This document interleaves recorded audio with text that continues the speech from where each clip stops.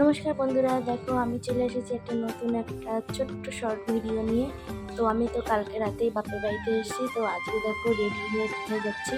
আজকে যাব দুই বৌদি বাবা সবাই মিলে মানে একটা বাজারে।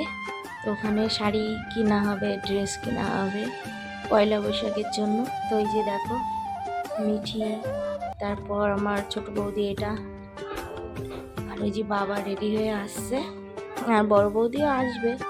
তো আমরা সবাই যাবো এখন পয়লা বৈশাখের জন্য জামা কাপড় কিনতে, যেহেতু আমি আবার হোলির পরেই বাড়ি চলে যাব তার জন্য।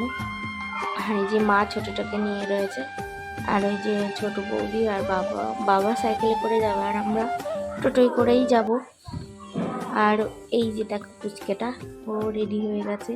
তাই আমি বললাম দাঁড়াও একটা ফটো তুলি। তো ওরা দাঁড়িয়ে পড়েছে। আর এই যে বড় বৌদিও চলে এসছে, মিঠি কোলে বড় বৌদি। তো এই যে সব রেডি, এখন টোটোয় করে যাব।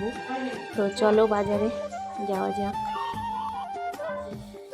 তারপর দেখো এই যে বাজারে চলে এসেছি, এই যে হাট বসেছে, কিন্তু এখানে যা দাম দেখছি আর জিনিসগুলো পছন্দ হয়নি।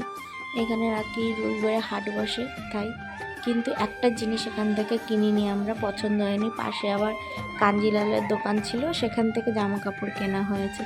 এই যে হাটের জিনিসগুলো ভীষণ বাজে। তো এমনি দেখতে এসেছিলাম যে কেমন কি পছন্দ হয় কিনা, কিন্তু যা দাম বলছে দোকানের থেকে ভালো জিনিস কেনা ভালো। তাই হাট থেকে বেরিয়ে এই যে চলে এসেছি কাঞ্জিলালদের দোকানে। এখান থেকে জামা কাপড় নিয়ে এই দেখো বাড়িতে চলে এসেছি। এই জামাটা মিঠির জন্য কিনেছি, আর বৌদিদের শাড়ি, আমার দুটো নাইটি, এসব অনেক কিছুই কেনা হয়েছে। আর মিঠির জামাটা খুব সুন্দর লাগছিল। এগুলো সব পয়লা বৈশাখের বাজার। তো চলো আজকের ভিডিওটা আমি এখানেই শেষ করছি। সবাই ভালো থেকো, সুস্থ থেকো। তো চলো আজকের মতো টাটা টাটা বাই।